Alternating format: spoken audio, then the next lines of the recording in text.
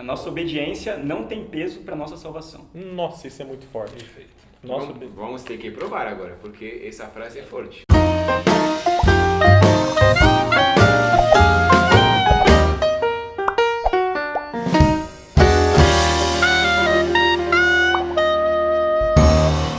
No episódio anterior, nós falamos sobre a justificação pela fé. Nós não somos condenados pela nossa desobediência, pelos nossos pecados. Nós somos condenados porque nós nascemos em pecado pelo fruto do pecado de Adão. Perfeito. Certo? Isso. E no episódio de hoje, nós vamos falar que não é a sua obediência que te absolve diante de Deus. O que é então que tira a nossa condenação? Nós não somos... A nossa desobediência... Ela não nos condena, ela só nos sentencia. Isso. A desobediência. Só nos sentencia, a desobediência. E a obediência não vai levar ninguém para o céu. O a quê? obediência do ser humano. Não, isso Não, peraí. Você está falando que a salvação não depende da minha Não depende obediência? da obediência. A minha obediência não tem caráter meritório para me capacitar a ser cidadão do céu. Então, peraí, qual que é aquela frase que você queria destacar, colocar letras garrafais, negrito, sublinhado? Nossa obediência... A nossa obediência não tem peso para a nossa salvação. Nossa, isso é muito forte. Perfeito. Nossa, Vamos ter que provar agora, porque essa frase é forte. 2 textos da Bíblia, rapidinho. Vamos lá. Efésios 2:8. Pois pela graça sois salvos por meio da fé. E isso não vem de vós, é dom de Deus. Olha o verso 9. Não das obras para que ninguém se glorie. Começa por aí. Agora eu vou puxar um outro aqui. Então, pela graça, sois salvos. A gente, no episódio anterior, a gente aprendeu que a gente é condenado. Então, a gente é salvo pela graça mediante o quê?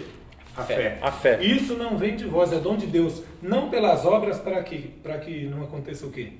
Ninguém se glorie. Olha, cheguei lá porque eu sou bom. Alguma coisa de E boa aí? tem. Antes de você ler esse aí, só para falar não pelas obras para que ninguém se glorie, Romanos 4, versículo 4. Ora, ao que trabalha, o salário não é considerado como favor, e sim como dívida. Então, se a nossa salvação dependesse das nossas obras, não seria graça, porque a graça é um favor. Seria um pagamento. Seria um pagamento, é uma dívida. Eu estou aqui obedecendo, então eu quero a minha salvação. Ué. Gálatas 2:21. Não anula a graça de Deus. Porque se a justiça provém da lei, das obras, segue-se que Cristo morreu em Não fez vão. sentido. Agora, é interessante que a morte de Cristo, ela é só para que se cumprisse uma sentença dada pelo próprio Deus, lá em Hebreus. Tem que ter derramamento de sangue para que haja expiação do pecado. Agora, o que nos credencia para o céu não é a morte de Cristo, é a sua vida e a sua obediência. Romanos 5, verso 19. Olha o que diz. Pois como pela desobediência de um só homem muitos foram feitos pecadores, assim, pela obediência de um só, muitos serão feitos justos. Então, pera. Vamos lá fazer. Então a salvação depende da obediência, mas Perfeito. de Cristo. De quem? De Cristo. De Cristo, não a minha. Então a gente, só para a gente entender e deixar uma forma bem didática, a gente nasce condenado. João 3,18. Quem crê nele não é condenado. Ou seja, a gente nasce condenado, mas quem crê nele não é condenado. Mas quem não crê já está condenado. Vamos ler Marcos 16:16? Só para a gente deixar claro esse assunto. Marcos 16:16. Quem crer e for batizado será salvo, mas quem não crer será condenado. Então, para eu continuar nesse estado de condenação, eu preciso fazer o quê? Nada. Não crer. Simplesmente fica... Viva a sua Você vida sabe sem ter fé em Cristo, que você vai continuar condenado. Você sabe que é interessante que, diante de Deus, qual foi a condição de vida eterna antes da queda de Adão? Obediência perfeita e duradoura, e ininterrupta, perpétua. Enquanto Adão obedecesse, ele viveria eternamente. Quando Adão caiu, a Bíblia fala que Deus é imutável. A condição não mudou. Para Deus, o camarada quer viver eternamente, obediência perfeita e perpétua. O que mudou? Onde é que entra a graça na jogada? A obediência deixa de ser a minha, porque eu não tenho condições, por mais que eu obedecesse perfeitamente, eu não ia obedecer perpetuamente. Então a obediência Porque deixa perpetuamente de ser a vida seria inteira. assim, minuto a minuto, Quem consegue? perfeito e perpétuo. Tem que ser todo dia, minuto a minuto, você... Todos os segundos, eu não posso ter um pensamento impuro, eu não posso ter nada, entendeu? Então, mas para Deus a exigência é a mesma. A mesma de Adão. A mesma, obediência perfeita e perpétua, Deus não muda. Agora, qual é a obediência que me capacita para o céu? A de Cristo. Isso se chama justificação. Justificação. Ou seja, alguém que toma o meu lugar, alguém que me torna justo. Por isso que fala que é pela fé. Justificação, que é sinônimo de perdão, que te livra da condenação pela fé. Então você se apodera dessa justificação, desse perdão, através da fé. Continuando o texto que o Xande leu agora há pouco, Romanos 4:4, o verso 5. Mas aquele que não pratica, ou seja, não obedece, mas crê naquele que justifica o ímpio, a sua fé lhe é imputado como justiça. Isso é muito forte, hein? Então, a palavra-chave é imputado, porque é uma palavra também que a gente quase não usa. Nascemos devedores, o nosso saldo da nossa conta está negativo, e aí a gente, pela fé, se apodera do sacrifício de Cristo, a gente crê no sacrifício, a obediência dele é imputada sobre a gente. Como obediência nossa. E a gente é considerado como se nunca tivesse pecado. E eu Declarado acho muito justo. forte essa frase aqui. Aquele que não pratica, não precisou fazer ou deixar de fazer algo. Ele precisou crer em que alguém fez. E esse alguém foi Jesus. Exemplo disso, o ladrão da cruz. É um exemplo mais claro disso. Tem pessoas que falam, ele não teve tempo. Evidente que se ele tivesse tempo, pela fé ele seria transformado. Independente dele ter tido tempo ou não. É fato. É fato, ele creu. Ponto final. Aqui em Tito, eu queria ler um verso que tem em Tito, capítulo 3, versículo 7. Fala assim: para que justificados pela sua graça, fôssemos feitos herdeiros segundo a esperança da vida eterna. Ou seja, nós somos aqui justificados pela graça de Deus, de graça. De graça. E é interessante aqui que fala de herdeiros, porque no começo desse programa, acho que foi, nós falamos aqui sobre trabalhar, né? Quando a gente trabalha, a gente merece o quê? Uma recompensa. Uma recompensa. Mas herdar é uma coisa que a gente não tem que trabalhar, né?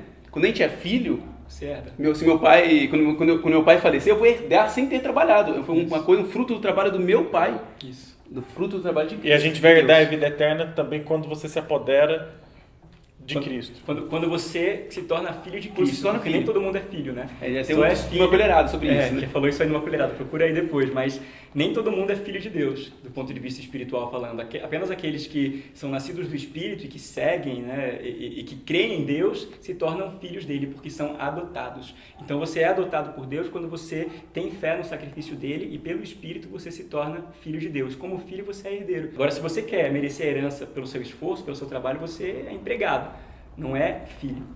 E aí entra Romanos capítulo 8, versículo 1. Portanto, agora, nenhuma condenação há para os que estão em Cristo Jesus, que não anda segundo a carne, mas segundo o Espírito. Então, a gente aprendeu que a gente nasce condenado, aquele que não crê já está condenado, e para você se libertar dessa condenação, você precisa ser justificado, que é perdoado, e isso é pela fé. E a pessoa que é justificada pela fé, aí vem essa sentença para ele de Romanos capítulo 8, versículo 1. Agora, portanto, nenhuma condenação há para os que estão em Cristo Jesus. Justificados, pois, pela fé, Temos paz com Deus. Agora, sabe o que eu acho que a gente não pode esquecer? É que não existe condenação para quem está em Cristo. Mas para alguém existiu uma condenação. A gente, às vezes, na igreja, ouve muito essa frase aqui. Deus, ele odeia o pecado, mas ele o quê? Ama o pecador. Ama o pecador. Isso é verdade. Tem vários versos bíblicos que falam antes mesmo, enquanto a gente ainda era pecador, Deus demonstrou um amor por nós. Então ele ama o pecador e ele odeia o pecado. Mas a gente às vezes não entende que Deus também odeia o pecador. E essa frase é muito estranha pra gente. Salmo 5 fala o seguinte: os loucos não pararão à tua vista. Odeias a todos os que praticam a maldade. Deus odeia o pecador. Mas e aí? Como é que Deus pode odiar o pecador e ao mesmo tempo amar o pecador? E a resposta para essa pergunta é a cruz. A cruz é o ponto de convergência de todo o ódio, de todo o amor de Deus, porque o ódio que Deus tem pelo pecador caiu sobre Cristo. Ele sofreu o ódio de Deus. E se você tem dúvida, é só ler Isaías 53, né, que fala do que vai acontecer, do que aconteceria com o servo sofredor. Ele foi moído pelas nossas transgressões, foi pisado. Ele foi esmagado, amassado. Toda a ira de Deus caiu sobre Cristo. Quando Cristo falou para passar o cálice dele, que cálice era esse? Era o cálice da ira de Deus. Não era simplesmente a humilhação que ele ia sofrer no outro dia, a dor de ser pregado. Não. Ele ia sofrer, a ira de Deus ia ser derramada sobre ele no lugar do pecador, porque Deus odeia o pecador. Mas ele fez todo esse ódio cair sobre Jesus na cruz. E quando o ódio caiu sobre Jesus na cruz, o que sobrou pra gente foi só a misericórdia.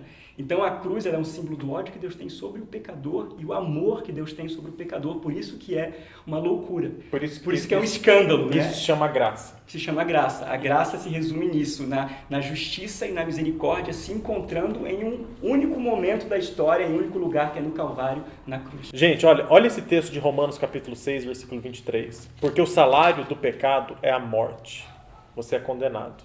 Mas o dom gratuito de Deus é a vida eterna. Dom o quê? O dom gratuito de Deus é a vida eterna. Por Cristo Jesus. A gente precisa se apoderar dessa graça. E essa graça a gente se apodera pela fé. Tem muita gente vivendo com desconforto, sem ter a certeza da salvação, não tem? Muitas pessoas que vivem um conflito.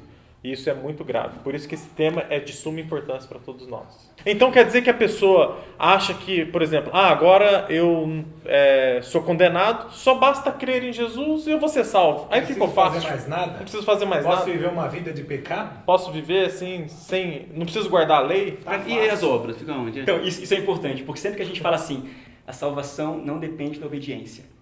O que a pessoa escuta, não sei como, né, que chega na cabeça dela, mas o que ela escuta é assim, então quer dizer que eu posso desobedecer, quer dizer que Deus não se preocupa com a desobediência. Não, Deus tem um propósito da obediência nas nossas vidas, mas não é a salvação. Então você que fica angustiado, às vezes pensa assim, fulano de tal, outra pessoa ali está mais próxima de Deus. Eu cometi tantos pecados, estou mais distante dele. Lembre-se de uma coisa, todos estamos distantes de Deus, muito distantes de Deus. Não importa o que você fez ou deixou de fazer, você está muito distante de Deus. Mas a verdade também é que basta só você crer em Jesus e aceitá-lo como Salvador e você estará próximo dele mais do que qualquer outro momento da sua vida. Então não se sinta profundamente perdido pelos pecados que você cometeu. Sinta-se profundamente salvo por aquilo que Jesus fez por você. Amém. Então, Você tá inseguro. Assiste o próximo. Ele tá assim. não tem. Trocar de roupa. Não tem. Não, peraí. Tá gravando ainda, viu? Então aqui nós aprendemos que a justificação, esse perdão que nós recebemos de Deus, é pela fé.